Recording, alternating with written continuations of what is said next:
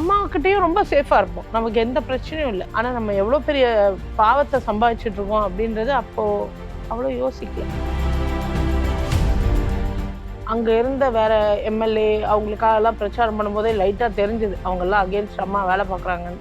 இருந்தாலும் எல்லா ஏரியாவும் வந்து அம்மா ஜெயிச்சு பொதுக்குழுவில் அம்மாவே கண்ணீர் விட்டாங்க. யாரெல்லாம் எனக்கு எதிராக செயல்பட்டீங்கன்னு தெரியும்னு லிஸ்ட்டே படித்தாங்க. பழைய ஃப்ரெண்ட்ஸ், அதாவது திமுகவில் இருக்க என் நண்பர்கள், இப்போ நண்பர்கள் தான். அவங்க என்ன எல்லாரும் 40 டிகிரியில் பார்ப்பாங்க. இப்படி பண்ணிட்டு போனால் அடிப்பாருங்களோ. என் ஃப்ரெண்டு கிட்ட சொன்னேன், பிஜேபி கூட்டு போயிட்டாங்க. ஸோ எல்லாருக்கும் நமஸ்தேஜி நமஸ்தேஜி அப்படின்னு சொல்லிட்டு அந்த மாதிரி இருக்கேன். அவ்வளோதான். உங்களுக்கு கிடைச்சதா பாதுகாப்பு? கிடைச்சதா? அங்கே இருக்கிற நிறைய பேருக்கே பாதுகாப்பு இல்லை இப்போ. அதான் இவர் பிஜேபியில் இறஞ்ச கதை. பிஜேபி ஆளுங்கலாம் கொஞ்சம் தலை தூக்கி நடக்கிறாங்க இல்லையா, நாங்கள் பிஜேபி அப்படியெல்லாம் சொல்கிறாங்க அப்படின்னு சொன்னேன். உடனே அவங்க வாங்க மேலே வாங்க, நீங்கள் மேலே வாங்க. மேலே வந்தோடனே பிஜேபி துண்டு வாழ்த்துவாங்கல்ல, அப்போ வாழ்த்துனாரு. வந்து 12 மணிக்கு பிஜேபியில் சேர்ற ஒரே ஒருத்தங்க இவங்க தான் அப்படின்னு. இப்போ பிஜேபியில் இருக்கீங்க? இருக்கேன்னு நினைக்கிறேன். இந்த பிரச்சாரத்தை கூட்ட போவீங்களா இப்போ 2026? சார் இல்லை சார், அது என்னன்னு தெரியல சார், கண்டிப்பாக தெரியல சார். திரும்ப திமுக வரணும்னு உங்களுக்கு ஐடியா இருக்கு? எனக்கு இருக்கு. உண்மையாலுமே என்னை மன்னிச்சு ஏற்றுக்கிட்டாங்கன்னா நான் கண்டிப்பாக வந்து டிஎம்கேக்கு போவேன். கண்டிப்பாக நானும் போவேன். பிரேக்ஃபாஸ்ட் சாப்பிட்லான்னு போய் பிரேக்ஃபாஸ்ட் சாப்பிட்டுட்டு இருக்கும்போது கேப்டனும் அண்ணியாரும் வந்துட்டாங்க. என்னை பற்றி என்ன பேச போகிறேன், ஆக்சுவலாக ஆப்போசிட். அப்போ என்னை பற்றி என்ன பேச போகிறேன். அப்போ நான் சொன்னேன், அங்கிள் நான் உங்களை எப்படி சொல்லுவேன், இப்படி சொல்லுவேன். உடனே ஒரு சிரிச்சாரு. அதை ஆட் பண்ணிக்கோ, இதை ஆட் பண்ணிக்கோன்னு ஒரு பாயிண்ட் கொடுக்குறாரு. சொல்லு, எல்லாம் என்ஜாய் பண்ணுவாங்க, பேசு. அவருக்கு எதிராக பேச. ஆமா, டே ரோட்டு கடை எங்க ரோட்ல கடைங்கள்லாம் இருக்கோ எல்லாரும் பிடிச்சி நிப்பாட்டுங்க, வண்டியை செயினை பிடிச்சி நிப்பாட்டுங்க. அதே மாதிரி நிப்பாட்டிட்டாங்க. நிப்பாட்டிட்டு எல்லாம் இறங்கி ஓடுறாங்க. இவர் நெப்போலியன் அண்ணன், இவர் சந்திரசேகர் அண்ணன், அப்புறம் கேப்டன் சரத்குமார் அண்ணன், எல்லாருமே என்ன இருக்கு எல்லாம் எல்லாத்தையும் வண்டியில பாத்திரத்தோட உள்ள வருது, பாத்திரத்தோட ஸ்டேஷனுக்கு வருது. மாஸ்டர் கணேஷ் தானே? ஆமாங்க நான் தான். நான் அப்பத்துலேருந்து பார்க்குறேன், அங்கே கொசுக்கடி, அங்கே ஏன்னா அங்கே தனியாக இருக்கேன். மேனேஜர் கூப்பிட்டு, இந்த பையன் வந்தாங்கன்னா இங்கே இருக்கக்கூடாது, என் ரூமுக்கு ஏசியை போட சொல்லி உள்ளே போய் உட்காரு. அந்த மாதிரி ஒரு பெருந்தன்மையான ஒரு கேப்டனை வந்து நாங்கள்லாம் மிஸ் பண்ணிட்டோம். தங்கமயில் வழங்கும் சுபமுகூர்த்த சிறப்பு சலுகைகள். ஒவ்வொரு 10 கிராம் தங்கத்திற்கும் 1/2 கிராம் தங்க நாணயம் இலவசம். இச்சலுகை பிப்ரவரி 28ஆம் தேதி வரை மட்டுமே. அவங்களை எத்தனை முறை சந்திச்சிருப்பீங்க? நான் வந்து ஒரு 5-6 முறை சந்திச்சிருப்பேன் அம்மாவை. அந்த அம்மாக்கிட்டே நான் ஒரு வாட்டி போய் சொன்னேன், அம்மா திடீர்னு பேப்பர் கொடுக்குறாங்கம்மா, ஆன் த ஸ்பாட் வந்து பேப்பர் கொடுத்து இதை படி அதை படின்றாங்க, அது என்னன்னு கூட எனக்கு தெரியல, அதெல்லாம் நான் படிக்கிறேம்மா, அதெல்லாம் கரெக்டா தப்பான்னு தெரியல. ஜெயலலிதா அவர்களை பொறுத்தளவுல இந்த மாதிரி நட்சத்திர பேச்சாளர் ரொம்ப கேர் எடுத்துப்பாங்க. அவங்க கரெக்டா பேமெண்ட் கொடுக்கணும், அவங்களுக்கு போக்குவரத்து, உணவு எல்லாம் எந்த பிரச்சனையும் இல்லாம இருக்கணும்னு சொல்லி அது கரெக்டா அந்த டைம் டேபிளே நமக்கு வந்துடும். நம்ம எங்கெல்லாம் பிரச்சாரம் போடும், அங்க போனோடனே யாரு நம்மளை வந்து மீட் பண்ணுவா, யார் மூலமா நமக்கு வந்து ஹெல்ப் கிடைக்கும், எல்லாமே நம்ம என்ன ரூம் நம்பர்ல தங்க போறோம் எல்லாமே நமக்கு ஒரு சார்ட் போட்டே முன்னாடி கொடுத்துருவாங்க. அதே மாதிரி எல்லாத்தோட பேமெண்ட்டும் இவர் தான் இன்சார்ஜ், இவர் கரெக்டாக கொடுத்துருவாரு. அந்த மாதிரி நம்ம எத்தனை மணிக்கு அங்கே போய் என்ட்ரி போடணும், எத்தனை மணிக்கு நம்ம திரும்பி வரணும், பிரச்சாரம் முடிஞ்சு நம்ம வந்து ரூம்ல செட்டில் ஆனோடனே ஒரு ஃபோன் அடிக்கணும், மிஸ்டு கால் கொடுத்தா போதும். பிரச்சனை ஏதாவது இருந்தால் ஃபோன் பண்ணணும், இல்லைன்னா கார்டனுக்கு, பிரச்சனை எதுவும் இல்லைன்னா மிஸ்டு கால் கொடுத்து விட்டுடலாம், அவ்வளோதான். ஒன்றுமே பிரச்சனை வராது. அதே மாதிரி எல்லா ஆர்டிஸ்ட்டும் நம்ம போய் அங்கே பிரச்சாரம் முடிஞ்சோடனே அந்த லாஸ்ட் டே பிரச்சாரம் முடிஞ்சதுக்கு ஒன்னே அம்மா கிட்டேருந்து மெசேஜ் வரும், ரொம்ப நன்றி நீங்கள் பண்ண எல்லா பிரச்சாரமும் நம்ம லிஸ்ட்டோட இந்த இடத்துல நீங்கள் இவ்வளோ நல்லா பேசுனீங்க. அந்த மாதிரி அம்மா லெட்டர் அனுப்பிச்சிருக்காங்க, ரொம்ப பிரமாதமாக பேசுனேன்னு அம்மா நேரில் கூப்பிட்டு வாழ்த்திருக்காங்க, அம்மா கிஃப்ட் கொடுத்துருக்காங்க. இல்லை இவரும் நானும் இல்லவே இல்லை. அப்பெல்லாம் பெரிய பிரச்சனை சார். நான் மட்டும்தான், நான் தனியாக தான் இருந்தேன். என் கூட கணேஷும் வந்தது இல்லை, எங்கள் அம்மாவும் வந்தது இல்லை. எங்கள் அப்பா ஆஸ் யூஷுவல் ஆஃபீஸ்க்கு தான் போவார், அவர் இதில் தலையிடவே மாட்டார். ஆனால் நான் மட்டும்தான். ஸோ நான் தான் டீல் பண்ணேன் எல்லாத்தையுமே. அம்மாக்கிட்டேயும் ரொம்ப சேஃபாக இருப்போம், நமக்கு எந்த பிரச்சனையும் இல்லை. அதனால நான் வந்து ஹாப்பியாக ஓகே எங்க அம்மாவும் நல்லா இருக்காங்க, நானும் நல்லா இருக்கேன், அப்புறம் என்ன. ஆனா நம்ம எவ்வளவு பெரிய பாவத்தை சம்பாதிச்சுட்டு இருக்கோம் அப்படின்றது அப்போ அவ்வளவு யோசிக்கல. எத்தனை தேர்தல்ல பிரச்சாரம் பண்ணிருப்பீங்க அதிமுக? 3-4 தேர்தல் ஓ, பண்ணிருக்கேன். சட்டமன்ற நாடாளுமன்ற தேர்தல். ஆமா ஆமா. ஸோ பண்ணியிருக்கேன். அண்ட் எல்லா இடத்துலையுமே வந்து ரொம்ப ரொம்ப மரியாதையா ரொம்ப நல்லா தான் நடத்துனாங்க. எங்கேயுமே நமக்கு பிரச்சனை வரல. அந்த மாதிரி. அண்ட் நானும் உண்மையா ஜெயலலிதா அம்மாக்காக பேசும்போது எத்தனை பாயிண்ட் பேசுறோம் அப்படின்றது முக்கியம் இல்லாம எல்லா சாதனைகளும் பாயிண்டா சொல்லணுன்றதுக்கு நான் வந்து டைம் எடுத்துப்பேன். அவங்களே என்கிட்ட சொல்லுவாங்க, எல்லா பாயிண்ட்டும் ஒரு 10 பாயிண்ட் இன்னைக்கு கவர் பண்ணலான்னு. 10 பாயிண்ட்லயும் 30 நிமிஷம் 40 நிமிஷம் நின்று பேசிட்டு அப்படிதான் வருவேன். அண்ட் அங்கெல்லாம் நம்ம வந்து இறங்கி போய் நம்ம டிஎம்கேக்கு பேசின மாதிரி அப்படியெல்லாம் இல்லை. அங்க லிஸ்ட் வரும், அந்த லிஸ்ட் அப்படியே பேசினா அவ்வளவுதான். அதே மாதிரி ஃபோன் பண்ணி கரெக்ஷன் சொல்லுவாங்க, இது சொல்லுங்க அதை சொல்லுங்க, அம்மா இதை சொல்ல சொன்னாங்க உங்களை, இவங்களுக்கு அப்புறம் இவங்களை பேச சொன்னாங்க, அதெல்லாம் சொல்லுவாங்க. அதெல்லாம் நம்ம கரெக்டா பண்ணோம். இப்போ ஜெயலலிதா அவர்கள் இருந்தப்ப அவங்க சந்திச்ச கடைசி தேர்தல் 2016. அதுல நீங்க பிரச்சாரம் பண்ணிருப்பீங்க. அந்த பிரச்சாரம் அதுக்கு பிறகு என்ன நடந்தது? அந்த பிரச்சாரத்திலேயே கொஞ்சம் அங்க இருந்த வேற எம்எல்ஏ அவங்களுக்காக எல்லாம் பிரச்சாரம் பண்ணும்போதே லைட்டா தெரிஞ்சது அவங்க எல்லாம் அகேன்ஸ்ட் அம்மா வேலை பாக்குறாங்கன்னு. ஸோ அப்பவே தெரியும். ஆனா எப்படியும் அம்மா ஜெயிச்சிட்டாங்க. அம்மாக்கு அப்போ உடம்பு சரியில்லை, இருந்தாலும் எல்லா ஏரியாவும் வந்து அம்மா ஜெயிச்சு பொதுக்குழுல அம்மாவே கண்ணீர் விட்டாங்க. யாரெல்லாம் எனக்கு எதிராக செயல்பட்டீங்கன்னு தெரியும்னு லிஸ்டே படிச்சாங்க. ஸோ அந்த மாதிரி துரோகிகள் அப்பவே அம்மா கண்டுபிடிச்சிருந்தாங்க அங்க ஏடிஎம்கேக்குள்ள. அண்ட் லாஸ்ட் தேர்தல் முடிஞ்சு அம்மா வந்து அந்த பதவி ஏற்றாங்க இல்லையா, அதெல்லாம் ரொம்ப ஹாப்பியா இருந்தது, ரொம்ப சந்தோஷமா இருந்தது. அம்மா வந்து ஆல் ஓவர் அம்மா தான் அங்க எல்லாமே. மற்றவங்க எல்லாரும் வந்து வேற மாதிரி இருந்தாங்க, ஆனா அம்மா வந்து அம்மா தான். ஆனா நீ அந்த அவங்க உயிரோட இருக்க வரை நீ அதிமுக இருந்தீங்க? ஆமா. அம்மா வந்து 2016ல இறந்தாங்க, எங்க அம்மா வந்து 2015ல இறந்துட்டாங்க.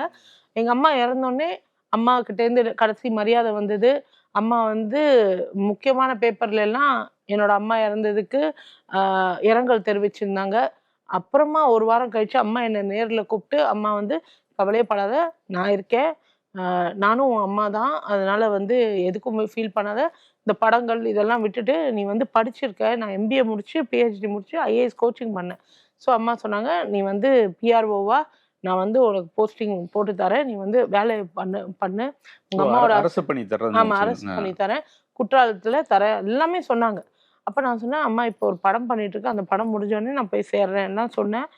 அதெல்லாம் முடிஞ்சு அதுக்கப்புறம் நான் செப்டம்பருக்கு அப்புறம் அம்மாவை பார்க்கவே இல்லை. ஸோ அம்மா இறந்தோடனே நான் வந்து நேராக போய் ஏடிஎம்கேல லெட்டர் கொடுத்துட்டேன், நான் வந்து ரிசைன் பண்ணுறேன். ஏன்னா அம்மாக்காக தான் நான் போனேன். எனக்கு வந்து மற்ற யார் மேலேயும் எனக்கு வந்து எந்த எண்ணமும் கிடையாது. யாருக்கு சப்போர்ட் பண்ணுறது வேணாம், அது நமக்கு வேலையே கிடையாது. ஜெயலலிதா அம்மான்ற ஒருத்தங்களுக்காக மட்டும்தான் நான் அந்த கட்சிக்கு போனேன். அவங்க இல்லை, அதுக்கப்புறம் நானும் அந்த கட்சியில் கடிதம் கொடுத்து ப்ராப்பராக வெளியில் வந்துட்டேன். ப்ரெஸ்க்கு சொல்லி வெளியில் வந்துட்டேன். இப்போ நம்ம எந்த கட்சியும் கிடையாது. நம்ம அதுக்கு பிறகு 2021 சட்டமன்ற தேர்தல் வந்தது, 2019 மக்களவை தேர்தல் வந்தது. அதுக்கெல்லாம் பிரச்சாரத்துக்கு போல? எதுக்குமே போல. நம்ம அட் ஹோம். திமுகல இருந்து கூப்பிடலையா அவங்கள? திமுக இருந்து எப்படி கூப்பிடுவாங்க என்ன? அவ்வளவு பெரிய துரோகம் இல்ல, நான் துரோகி இல்ல. திமுக இருக்காரு அவரா சார் வந்து திமுகல வந்து எல்லாரும் திட்டுறாங்கன்னு சொல்லிட்டு அவர் பாதுகாப்பு தேடி ஒரு இடம் போனாரு. அது எங்க போனாருன்னு கேளுங்க. என்ன மட்டும் திட்டுறாருல்ல. அதாவது என் கதையை சொல்றேன், ஆர்த்தி கதையை கேட்டீங்க. ஆர்த்தியோட அம்மா தவறிட்டாங்க. அப்போ ஆர்த்தியை வந்து கண்ட்ரோல் பண்ணவே முடியல. ஏன்னா ஆர்த்தி அவங்க அம்மா அவ்வளோ க்ளோஸ், ரொம்ப க்ளோஸ். அவங்க கண்ணு முழிச்சதுலேருந்து தூங்குற வரைக்கும் ஆர்த்தி தான் எல்லாமே அவங்க அம்மாவை பார்த்துக்கிட்டாங்க. அப்படி இருக்கும்போது அவங்க அம்மா தவறிட்ட பிறகு ஆர்த்தி வந்து அலோன், பயங்கர அலோனா. அவங்க அப்பா இருக்காரு, இருந்தாலும் அம்மா இல்லாத ஒரு குறைய வந்து யாராலையும் தீர்க்க முடியாது. ஸோ எனக்கு ஆர்த்தி மேலே இருந்த ஒரு கோபம், பெரிய சண்டை, அதெல்லாம் வந்து சரி ஓகேன்னு சொல்லிட்டு நாங்கள் 2 பேரும் அப்போ தான் காம்ப்ரமைஸ் ஆனோம். 2 பேருக்கும் அப்போ தான் அவங்க அம்மா தான் இறந்து எங்கள் 2 பேரும் ஒன்று சேர்த்து வச்சாங்களா என்னன்னு தெரியாது. அதுக்கப்புறமா நான் ஆர்த்திக்கிட்ட கேட்டேன், ஏன் இந்த மாதிரிலாம் பண்ண, ஏன்? ஏன்னா அதுக்கு இடையில நாங்கள் பேசிக்கிறதே இல்லை, சீரியஸாக. வெளியில் எல்லாம் தெரியும் நாங்கள் 2 பேரும் ஒன்றா இருக்கோம், ஒன்றா தான் இருந்தோம். ஆனால் இந்த ஒரு காரணத்துக்காக நான் ஒன்றா அதிமுக போனதுலேருந்து நீங்கள் இல்லை, பெரிய பிரச்சனை எங்களுக்குள்ள. அதுக்கப்புறமா அவங்க அம்மா தவறின பிறகு நாங்கள் வந்து பொண்ணாயிட்டு அதுக்கப்புறமா இப்போ இந்த மாதிரி அதெல்லாம் உண்டான விஷயம் விடுங்க. சரி, நான் தான் அங்க போயிட்டேன்ட்டு நீங்க ஒரு இடம் போனீங்களே பாதுகாப்பு தேடி, அதுக்கு வாங்க. என்ன மட்டும் சொல்றாருல்ல இவரு. எங்க ஏரியாலேயே போகும்போது என் பழைய ஃப்ரெண்ட்ஸ், அதாவது திமுகவில் இருக்க என் நண்பர்கள், இப்போவும் நண்பர்கள் தான். அவங்க என்னை எல்லாரும் 40 டிகிரியில் பார்ப்பாங்க. பேச சண்டைலாம் போட மாட்டாங்க. கிட்ட போகும்போது இப்படி பார்ப்பாங்க. அப்படி நான் எல்லாம் என்னடா இவனெல்லாம் முறைக்கிறாங்களே, இப்படி கிட்ட பண்ணிட்டு போனா அடிப்பாடுகளோ. என் ஃப்ரெண்டு கிட்ட சொன்னேன். டேய் இந்த மாதிரிடா என்னடா பண்ணுறது, ஏதாவது பிரச்சனை ஆச்சுன்னா என்ன பண்ண, நீ வா பாதுகாப்பாக ஒரு இடத்துக்கு கூப்பிட்டு போகிறேன்னு சொல்லி பிஜேபி கூப்பிட்டு போயிட்டாங்க. நேரா கமலாலயம் போயிட்டீங்க. ஆமாம், அங்கே போன உடனே என்னடா இங்கே கூப்பிட்டு வந்திருக்கேன், இல்லை இது சென்ட்ரல், யாரும் உன் மேலே கை வைக்க முடியாது, ஏய் யாரும் அடிக்க வரலடா என்ன, நீ வா வந்துட்டு இதே மாதிரி கார்டு கொடுத்தாங்க, சேர்ந்துட்டேன். அன்னைக்கு எனக்கு சேர்ந்ததா ஞாபகம். அதுக்கப்புறம் இப்ப நீங்க பிஜேபி காரரா இல்லையா? உள்ளுக்குள்ள ப்ராமிஸா டிஎம்கே தான். அவர் கையிலே ஐயோ இதெல்லாம் கேமராவில் ஓடிட்டு இருக்கு, யாரும் தப்பா நினைக்க மாட்டாங்க, அவங்ககிட்ட ஃப்ராங்காக பேசுறேன். பட் நான் பிஜேபியில் இருக்கேன். பிஜேபியில் நிறைய தலைவர்கள் நான் பார்த்துருக்கேன். அவங்க பேசுறது இவருக்கு புரியாது, இவங்க பேசுறது அவங்களுக்கு புரியாது. ஆமாம், டெல்லியிலேருந்து வரும்போது தான் போய் விஷயம்லாம் பண்ணியிருக்கேன். பட் உண்மையாலுமே எனக்கும் ஹிந்தி தெரியாது, இங்கிலீஷ் நான் பேசினா அவங்களுக்கும் புரியாது, அதனால அவங்க பேசுகிற ஹிந்தி எனக்கு புரியாது. ஸோ எல்லாருக்கும் நமஸ்தேஜி நமஸ்தேஜி அப்படின்னு சொல்லிட்டு அந்த மாதிரி இருக்கேன், அவ்வளோதான். உங்களுக்கு கிடைச்சதா பாதுகாப்பு கிடைச்சதா? அங்கே இருக்கிற நிறைய பேருக்கே பாதுகாப்பு இல்லை இப்போ. அதான் இவர் பிஜேபியில இணைஞ்ச கதை. இல்லை சார், எனக்கு என்னென்னா ஒரு பிஜேபி மிகப்பெரிய கட்சி, மோடிஜிலாம் உண்மையாலுமே சொல்கிறேன் மிகப்பெரிய தலைவர். அவர் போய் நிற்கும்போது உலக நாடுகள்லாம் அவருக்கு சல்யூட் அடிக்கிறதுனா hats off. As a PM தலைவர் மட்டும்தான், கண்டிப்பா அவர் ஒரு தலைவர் மட்டும்தான் நிரந்தர பிரைம் மினிஸ்டர். கண்டிப்பாக அது வரணும்னு எனக்கு ரொம்ப ஆசை. ஆனால் தமிழ்நாட்டில் ஒரு தலைவர்னு சொல்லி சொல்றீங்க பிரதமரை, இங்க ஒரு தலைவர் மாபெரும் தலைவர் வந்தார்ல திரு அண்ணாமலை அவர்கள், அவர் போய் கோயம்புத்தூர்ல தேர்தல் நின்னாரு, நீங்க போய் பிரச்சாரம்லாம் பண்ணீங்க. ஆமா, அவரோட வேலை இல்ல. 3 ஸ்டேஜ் போயிருந்தேன் நான், 3 ஸ்டேஜ்ல நான் போய் பார்ப்பேன். இதுல என்னன்னா, அதுல ஒரு பெரிய காமெடி நடந்தது. கோயம்புத்தூர் தான் என் சொந்த ஊர். அங்க நாங்க வந்து கல்யாணத்துக்காக போயிருந்தேன். அப்போ இவரை பிக்கப் பண்றதுக்கு போனோம். அப்போ இவங்க பிரச்சாரம் ஏதோ வந்தாரு. ஆமா, அவர் பிரச்சாரத்துக்கு வந்திருந்தாரு, அண்ணாமலை அண்ணனுக்காக பிரச்சாரம். எனக்கு அண்ணாமலை அண்ணன் வந்து பிடிக்கும், ஏன்னா அவர் நல்லா போல்டா பேசுவாரு. அண்ட் பிஜேபி தமிழ்நாட்டுல திட்டுவாரு, அது உங்களுக்கு பிடிக்குமா? அதானங்க அவர் வேலை. இப்போ நான் ஏடிஎம்கேல இருந்தேன், நான் திட்டினதுக்காக நான் டிஎம்கே இல்லைன்னு இல்லை, நான் என் ஓட்டு டிஎம்கேக்கு தான் போடுவேன். அப்படி அவங்கவுங்க வேலை இருக்கிற இடத்துக்கு உண்மையா இருக்கணும் அப்படின்னு பண்ற வேலை. பட் அவருக்கு மனசுக்குள்ளேயும் இருக்கலாம், சொல்ல முடியாது என்ன மனசுக்குள்ள என்ன இருக்கும். ஸோ ஒரு 11:30 12 இருக்கும். அப்போ இவரை பிக்கப் பண்றதுக்கு நான் போயிட்டு அங்கே நிற்க ஒரு ஆஃபீஸ் இருந்தது. அது அந்த ஆஃபீஸ் கிட்ட பிஎஸ்டி காலேஜ்க்கு ஆப்போசிட்ல தான் இவங்க ஆஃபீஸ். ஸோ இங்கே போய் நின்றுட்டு இருந்தேன். வெயிட் பண்ணும்போது இவர் சொன்னாரு, உள்ள அண்ணாமலை நான் இருக்காரு. சரி 11:30 மணிக்கா? ஆமாம் பண்ணிட்டு இருக்கேன், இதோ 2 நிமிஷம் வந்துடுறேன்னு பேக்லாம் எடுக்க போனார். அப்போ நானும் இறங்கி நின்றுட்டு இருந்தேன். ஓ அசிஸ்டன்ட் வந்து கூப்பிட்டாரு, அண்ணா இருக்காரு வாங்க பாருங்க. சரி ஓகே, நல்லா பேசுகிறவராச்சே, போய் நம்ம விஷ் பண்ணிட்டு வரோம் அப்படின்னு சொல்லிட்டு போனேன். அப்போ அவர் பார்த்து, வாங்க வாங்க ஆர்த்தி எப்படி இருக்கீங்க, நல்லா இருக்கீங்களா? நான் சொன்னேன் நல்லா இருக்கேன்னா. நல்லா பேசுறீங்க, நீங்கள் பேசி தான் இப்போ பிஜேபியே கொஞ்சம், பிஜேபி ஆளுங்கலாம் கொஞ்சம் தலை தூக்கி நடக்கிறாங்க இல்லையா, நாங்கள் பிஜேபி அப்படியெல்லாம் சொல்கிறாங்க அப்படின்னு சொன்னேன். உடனே அவங்க வாங்க மேலே வாங்க, நீங்கள் மேலே வாங்க. மேல வந்தோடனே பிஜேபி துண்டு உங்களுக்கு போட்டாரு, வாழ்த்துவாங்கல்ல, அப்போ வாழ்த்துனாரு. வந்து 12 மணிக்கு பிஜேபியில சேர்ற ஒரே ஒருத்தங்க இவங்கதான் அப்படின்னு. இவரை பிக்கப் பண்ணதான், அங்க யாரும் இல்ல, ஒரு 10 பேர் தான் இருந்தாங்க. அப்ப நானும் இல்ல, மீட்டிங்ல முடிச்சுட்டு 2 பேரும் வந்து கட்சி ஆபீஸ்க்கு வருவாங்க இல்லையா, அந்த நேரம் அவர் சொன்னார், நான் இங்கேதான் இருக்கேன், ஃபுல்லா இங்கேதான் என்னோட பிரச்சாரம். நாளைக்கு இந்த அது என்ன குனியமுத்தூர் பக்கத்துலயே அங்கே ஒரு மீட்டிங் நடக்குதுன்னு நீங்கள் கண்டிப்பாக வந்து எனக்காக பேசணும் அப்படின்னு சொன்னார். நான் சொன்னேன் கண்டிப்பாக. கோயம்புத்தூர் தானே, சரி ஓகே. பார்த்தா அடுத்த நாள் காலையில் பேப்பரில் பார்க்குறேன், நான் வந்து பிஜேபியில் இணைஞ்சிட்டேன் அப்படின்றாங்க. நான் எந்த மெம்பரும் கிடையாது பிஜேபியில், எதுவுமே கிடையாது, ₹1 எதுவும் வாங்க. அது மீடியா. நான் என்ன பண்றது, நான் விட்டேன். சரி நம்ம எந்த கட்சியும் கிடையாது இப்போ. அப்புறம் சரி ஓகே அப்படின்னு சொல்லிட்டு விட்டேன். மற்றபடி அதுக்கப்புறம் அண்ணாமலை அண்ணாவை நான் எப்போ பார்த்தேன்னா, இந்த மதுரையில் வந்து முருகரோட மாநாடு நடந்தது. அப்போ முருகர் மாநாட்டுக்கு நான் போயிருந்தேன். ஏன்னா முருகருக்காக என்னோட ஃபேவரட் கடவுளே முருகர் தான். ஸோ அதனால நான் போயிருந்தேன், அப்போ பார்த்தேன், அவ்வளோதான். மற்றபடி பிஜேபிக்கும் எனக்கும் சம்மந்தம் இல்லை. இவருக்கு பொறுப்பு இருந்தது அந்த மீட்டிங்கில், அதனால நான் போனேன், அதுதான். நீங்க ஃபுல்லா பிரச்சாரம் பண்ணீங்க பிஜேபி? ஃபுல்லாக இல்லை சார். நான் 3 ஸ்டேஜ் ஏறி நான் பேசியிருக்கேன் சார். நான் இது வரைக்கும் எந்த கட்சியும் தப்பாக பேசுனதே கிடையாது. தயவுசெய்து உங்கள் ஓட்டை வந்து அண்ணாமலை அண்ணனுக்கு போடுங்க. இந்த மாதிரி தான் நான் பேசினேன் தவிர யாரை பற்றியும் இது வரைக்கும் யாரையுமே இதுல வந்து உங்களுடைய மனைவி வந்து அதிமுகவுக்கு போயிட்டாங்க அப்படின்றதுக்கே உங்க மேல அவ்வளவு குலவெறியா இருந்தாங்க. நீ அவ்வளவு பிரச்சனைகளை சந்திச்சீங்க. ஆனா பிஜேபியில நீங்க போனது வந்து இன்னும் உங்களுக்கு நிறைய பிரச்சனையா இருக்குமே சார். யாருமே நிறைய பேருக்கு தெரியாது சார். இப்ப நான் சொல்லிதான் சார் தெரியும். நான் வந்து பிகாம், அதனால பிகாமா இருக்கேன். ஆமா, இப்ப பிஜேபியில இருக்கீங்க? இருக்கேன்னு நினைக்கிறேன். இந்த பிரச்சாரத்துக்கு கூட்ட போவீங்களா இப்ப 2026க்கு? சார் இல்ல சார், அது என்னன்னு தெரியல சார். கண்டிப்பா தெரியல சார். திரும்ப திமுக வரணும்னு உங்களுக்கு ஐடியா எதுவும்? எனக்கு இருக்கு. உண்மையாலுமே என்னை மன்னிச்சு ஏத்துக்கிட்டாங்கன்னா நான் கண்டிப்பா வந்து டிஎம்கேக்கு போவேன். கண்டிப்பா நானும் போவேன். அடுத்த தடவை கண்டிப்பா எங்க கட்சிக்காக நாங்க உழைப்போம் அப்படின்னு எனக்கு ஆசை. ஏன்னா வந்து இன்னொரு ப்ராப்பரான ப்ரொஃபஷனலான அரசியல் கட்சியை நான் பார்க்கல. அதனால தலைவர்னா ஸ்டாலின் அண்ணா தான். ஏன்னா அவருக்கு அரசியல் தாண்டி ஒன்றும் தெரியாது, வேற எதுவும் பண்ண மாட்டாரு, அவர் அரசியல் தான். ஸோ நம்பலாம் அப்படின்னு எனக்கு தோணும்.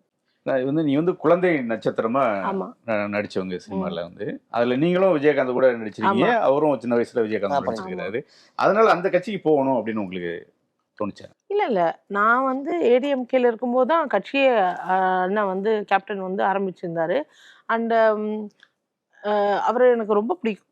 அவர் நம்ம நடிகர் சங்கத்தோட தலைவராக இருந்ததுலேருந்தே நிறையா பண்ணியிருக்காரு. நான் சின்ன வயசுல ஒரு 3-4 படம் கேப்டனோட நடிச்சிருக்கேன். அவர் தான் என்னோட அப்பாவா. சத்திரியன், உழைத்து வாழ வேண்டும், இந்த மாதிரி படங்கள்லாம் பண்ணியிருக்கேன். ஏடிஎம்கேல வந்து நம்ம இப்போ பிரச்சாரத்துக்கு போகும்போது அங்கே வந்து ஒரு ரூல் இருக்கு. அம்மா வந்து ஒரு ரூல் சொல்லிடுவாங்க, நம்ம எந்த ஃப்ளோரில் இருக்கோமோ அந்த ஃப்ளோரில் தான் இருக்கணும். நம்ம வந்து வேற ஃப்ளோரில் வேற அரசியல் தலைவர்கள் தங்கியிருந்தால் நம்ம அங்கே போய் பார்க்கக்கூடாது அவங்கள. அது வந்து ஒரு ரூல். ஏன்னா அது தேவையில்லாமல் கான்ட்ரவர்சி ஆகும் அப்படின்றதுனால அந்த மாதிரி. ஆனால் நான் என்ன பண்ணேன், கீழே ஃப்ளோரில் தங்கியிருந்தேன் ஒரு இடத்துல, விருதாச்சலம் பக்கத்தில் ஒரு ஊரில் தங்கியிருந்த போது மேலே வந்து மாடியில் வந்து கேப்டன் இருக்காரு அப்படின்னு சொன்னாங்க. அவங்க மேக்கப் மேன் அண்ணா எல்லாம் எனக்கு ரொம்ப நல்லா தெரியும் சின்ன வயசுல. அதனால நம்ம போய் பார்த்தா என்ன கேப்டனை அப்படி யோசித்தேன். ஆனால் வந்து போகக்கூடாது, நமக்கு தான் ரூல் இருக்குல்ல. அப்போனால போகக்கூடாது அப்படின்னு சொல்லி விட்டுட்டு நான் வந்து மேலே அதுக்கும் டாப் ஃப்ளோரில் தான் பிரேக்ஃபாஸ்ட் காலையில்.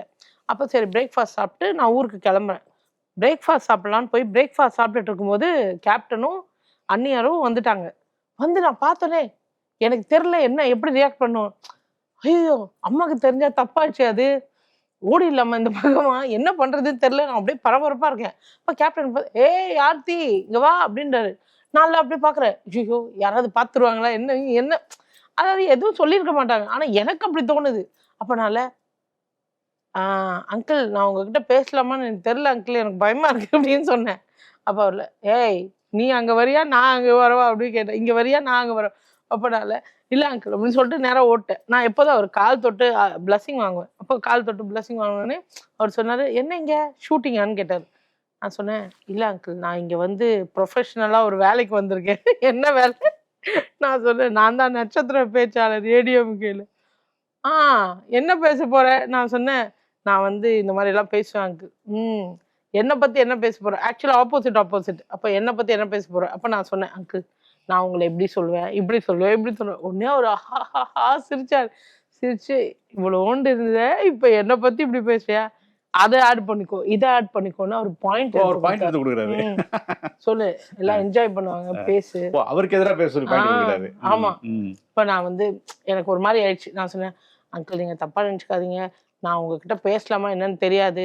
அப்போ அவர்ல சிரிக்கிற அவர் சொன்னாரு, நீ மேடை ஏறினோடனே நீ வந்து அதிமுகவோட நட்சத்திர பேச்சாளர், மேடை இறங்கிட்டா நீ வந்து நடிகை ஆர்த்தி, அப்படிதான் இருக்கணும்.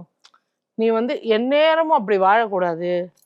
எல்லாருமே நண்பர். இந்த வாட்டி நானும் அவங்களும் ஆப்போசிட்ல இருப்போம். அடுத்த அரசியல் அரசியல்ல வந்ததுக்கு அப்புறம் இவங்க எதிராளி, இவங்கதான் நண்பர் அப்படி இருக்கக்கூடாது. வாழ்க்கையில எல்லாரும் நண்பர்கள் தான். வேலை வந்துதான் நீ போய் பேசுறியா அதோட விட்டுறணும்.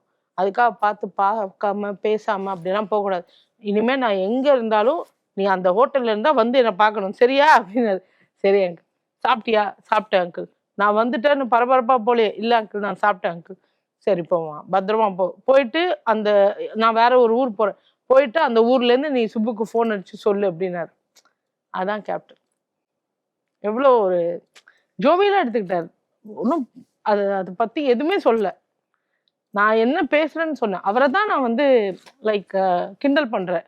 அது அவர்கிட்டே சொன்னேன். அவர் என்ஜாய் பண்ணி சிரிச்சார். அதான் கேப்டன். நீங்க உங்களுக்கு அவருக்கமான அவரோட சினிமா ஆமாம் சார். நடிச்சிருக்கீங்க. நான் கரிமேடு கருவாயின்னு ஒரு படம் பண்ணியிருக்கேன் சார்.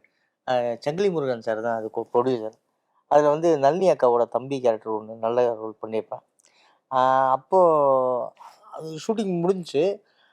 அப்போ வந்து அதான் மன்னார்பட்டி காரம் போக மாட்டாங்கன்றதுனால எங்கள் அப்பா சில நேரத்தில் நடிகர் சங்கத்தில் விட்டுருவார் என்ன. காலையில் அங்கே விட்டுட்டு அவர் சிம்சனில் ஒர்க் பண்ணியிருந்தார். அவர் போயிடுவார். ஏன்னா கார் வந்து நடிகர் சங்கத்தில் பிக்கப் பண்ணிட்டு போயிடும். சில நேரத்தில் நைட்டு 9 மணி 10 மணிக்கெல்லாம் விட்டுட்டு போவாங்க. அப்போ எங்கள் அப்பா நைட் ஷிஃப்ட் முடிச்சுட்டு வந்து 2 மணி 3 மணிக்கு வந்து கூப்பிட்டு போவார்.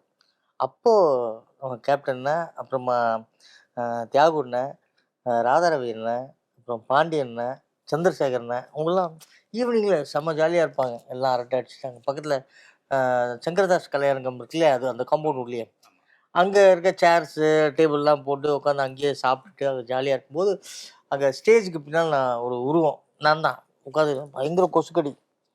அங்கே போக முடியாது. அங்க வெயிட் பண்ணிட்டு இருக்கீங்க அப்பா வர வரைக்கும். அப்போ வர வரைக்கும் அந்த ஸ்டேஜ் கிட்ட உட்காந்துருப்பேன். நல்ல கொசுக்கடி. அது சாயந்தரம் கிளாஸ் பிருந்தாக்கா கிளாஸ் இருக்கும், கலா மாஸ்டர் கிளாஸ். அது முடிச்சுட்டு போயிடுவாங்க. ஒரு 8:30க்கெல்லாம் போயிடுவாங்க. நான் சீக்கிரமாக வந்துட்டேன்னா கிளாஸை வெடிக்க பார்த்துருப்பேன். இருந்தாலும் வெளில க்ளோஸ் பண்ணிடுவாங்க. நான் வெளில உட்காந்துருப்பேன் ஸ்டேஜ்கிட்ட. அப்போ ஒரு வாட்டி விஜயகாந்த் அண்ணன் வந்து பார்த்து, ஏய் யாரா அது, ஏய் வாடா யாரா அதுன்னு ஒன்று. அவர் குரல்னாலே பயம் தானே. ஏன்னா யாருமே இல்லை. அவங்க மேனேஜர் மண்டபத்து அந்த ஹாலோட மேனேஜர் ஒருத்தர் இருப்பார். அவர் முத்துன்னு நினைக்கிறேன். வான உடனே நேராக போன உடனே என் பேர் மாஸ்டர் கணேஷ் இல்லை, ஏய் மாஸ்டர் கணேஷ் தானே. ஆமாங்க நான் தான். என்ன பண்ணுறீங்க? இல்லை ஷூட்டிங் முடிச்சுட்டு நேரம் இங்கே விட்டுட்டு போயிட்டாங்க. வண்ணார்பேட்டை வீடு. அப்பா வந்து என்னை கூப்பிட்டு போயிடுவார். நான் அப்பத்துலேருந்து பார்க்குறேன் அங்கே கொசுக்கடி. அங்கே ஏன்டா அங்கே தனியாக இருக்கேன்? இல்லை நான் அங்கே இருக்கேன், எங்களுக்கு ஒன்றும் பிரச்சனை இல்லை. அப்போ அவங்களாம் ஜாலியாக கார்ட்ஸ் விளையாடுவாங்க, ஜாலியாக பேசிகிட்டு இருப்பாங்க. அவங்களுக்கு ஏதாவது ஹெல்ப் பண்ணிகிட்டு இருப்பான். மேனேஜர் கூப்பிட்டு, பாரு இந்த பையன் வந்தாங்கன்னா இங்கே இருக்கக்கூடாது, ஹாலிலலாம் இங்கெல்லாம் உட்காரக்கூடாது, ஆஃபீஸ் ரூம் திறந்து விடும், ஏசியை போட்டு விடும் பையனை. ஏய் நீ இங்கே எப்போ வந்தாலும் அந்த அண்ணனை பார்த்துட்டு உள்ளே என் ரூமுக்கு ஏசியை போட சொல்லி உள்ளே போய் உட்காரு. நைட் எத்தனை மணிக்கு உங்கள் அப்பா வந்தாலும் இங்கே இருந்துட்டு நீ போ, இல்லைன்னா காலைல கூட போடணுவார். அந்த மாதிரி ஒரு பெருந்தன்மையான ஒரு கேப்டனை வந்து நாங்கள்லாம் மிஸ் பண்ணிட்டோம் சீரியஸாக. அதே மாதிரி கார்கில் வாரப்போ கார்கிலுக்காக மதுரையில் ஒரு பெரிய ஷோ பண்ணோம். அந்த ஷோவில் லேட் ஆகிடுச்சு. 10:45 ட்ரெயின். ஆனால் 10 மணிக்கு தான் ஷோவே முடிஞ்சுது. நேராக ஹோட்டலுக்கு போயிட்டு லக்கேஜ் எடுத்துகிட்டு நேராக ட்ரெயினுக்கு வந்துட்டு ட்ரெயின் கிளம்பிடுச்சு. பட் யாருக்குமே கிட்டத்தட்ட ஒரு 150 பேருக்கு ஃபுட்டே இல்லைன்னு ட்ரெயினில் ஏறியாச்சு. ட்ரெயினும் கிளம்பியாச்சு. நெப்போலியன் சார், விஜயகுமார் சார், எல்லாருமே நிறைய எல்லா ஆர்டிஸ்ட் தான். ஒரு 4-5 கம்பார்ட்மெண்ட் ஃபுல்லாக ஆர்டிஸ்ட், டான்சர்ஸ். யாருக்குமே உணவு அந்த ஆர்கனைசர்ஸ் யாருக்குமே வைக்கல. நாங்கள் சீக்கிரம் 9 மணிக்கு முடிஞ்சிடும், ஹோட்டலில் சாப்பிட்டு கிளம்பலாம் தான் பிளான். ஆனால் ட்ரெயினுக்கு டக்குன்னு வந்தோடனே யாருமே பசிக்கல, சாப்பிட்லன்னு கேப்டன் தெரிஞ்ச உடனே யாருமே அந்த மாதிரி ஒரு செயலை பண்ணியிருக்க மாட்டாங்க. எல்லாருக்கும் என்ன இன்ஸ்ட்ரக்ஷன்னா, டே ரோட்டு கடை எங்கே ரோட்டில் கடைங்கள்லாம் இருக்கோ எல்லாரும் பிடிச்சி நிப்பாட்டுங்க, வண்டியை செயினை பிடிச்சி நிப்பாட்டுங்க. அதே மாதிரி நிப்பாட்டிட்டாங்க. இந்த மதுரை தாண்டின உடனே ஏதோ ஒரு ஊரில் ஞாபகம் இருக்கு, ஸ்டார் பரோட்டா கடை, அந்த மாதிரி பரோட்டா கடை ஒரு ரயில்வே ட்ராக் பக்கத்தில் நிப்பாட்டிட்டாங்க. நிப்பாட்டிட்டு எல்லாம் இறங்கி ஓடுறாங்க. நானும் அப்போ சின்ன பையன், நானும் இறங்கி ஓடுறேன். எல்லாம் இவர் நெப்போலியன் அண்ணன், இவர் சந்திரசேகர் அண்ணன், அப்புறம் கேப்டன் சரத்குமார் அண்ணன், எல்லாருமே. அவங்களுக்கு ஒரு ட்ரெயின் வந்தது பார்த்தா ஸ்டார் பரோட்டா கடையில் ஃபுல்லாக ஸ்டாராக வந்ததில்ல. அவங்களுக்கு ஒன்றுமே புரியல. இந்த பக்கம் கேப்டன் இருக்கார், இந்த பக்கம் என்ன இருக்கு, எல்லாம் எல்லாத்தையும் வண்டியில் பாத்திரத்தோட. சார் நம்ப மாட்டீங்க சார், எத்தனை பரோட்டா இருக்கு, எத்தனை தோசை இருக்கு, எத்தனை இட்லி இருக்கு, எல்லாத்தையும் பேக் பண்ணி அந்த பொருளோட பாத்திரத்தோட உள்ள வருது, பாத்திரத்தோட ஸ்டேஷனுக்கு வருது. எத்தனை இலை இருக்கு, தட்டு இருக்கு, எல்லாமே வந்துட்டு அவங்க கிட்ட சொன்ன, காலையில மன்றத்துல இருந்து வந்து உங்களுக்கு காசு தந்துருவாங்க, இந்த ட்ரெயின்ல தான் போகுது, ரிட்டர்ன் வரும்போது பாத்திரம் எடுத்துக்கோங்க அப்படின்னு கரெக்டாக சொல்லிட்டாங்க. யாருமே செய்ய மாட்டாங்க சார். எல்லாரும் திருப்தியாக சாப்பிட்டாங்க சார். திருப்தியாக சாப்பிட்டாங்க. எத்தனை சிக்கனும் கடையே காலின்னு பார்த்தீங்களா? ஒரு 5-6 கடை லைனாக எல்லா கடையும் காலி. அதான் கேப்டன். அதுதான் கேப்டன். அதெல்லாம் மறக்கவே முடியாது சார். அவர் கட்சி ஆரம்பிச்சுட்டு போய் சந்திச்சிங்களா? நான் ஒரே ஒரு வாட்டி ஃபங்க்ஷனில் பார்த்தேன். ஒரு கல்யாண ஃபங்க்ஷனில் பார்த்தேன். அண்ணன். ஆமாம். பரவாயில்ல. நிறைய ஒரு ஒரு வித்தியாசமான அனுபவம், ரொம்ப சுவாரஸ்யமான அனுபவம், ரொம்ப எமோஷனலான அனுபவம், அந்த மாதிரி ஒரு கலவையான ஒரு ஒரு அனுபவமா கண்டிப்பா ஷேர் பண்ணீங்க. மிக்க நன்றி. தேங்க்யூ. ரொம்ப நன்றி. நன்றி சார். Thank you sir. உங்கள் அபிமான தங்கமயிலில் சர்வ லட்சணம் நிறைந்த சுபமுகூர்த்த கலெக்ஷன்களின் அணிவகுப்பு. நீங்கள் வாங்கும் ஒவ்வொரு 10 கிராம் தங்கத்திற்கும் 1/2 கிராம் தங்க நாணயம் இலவசம். இச்சலுகை பிப்ரவரி 28ஆம் தேதி வரை மட்டுமே. தங்கம் வாங்க தங்கமயிலுக்கு வாங்க.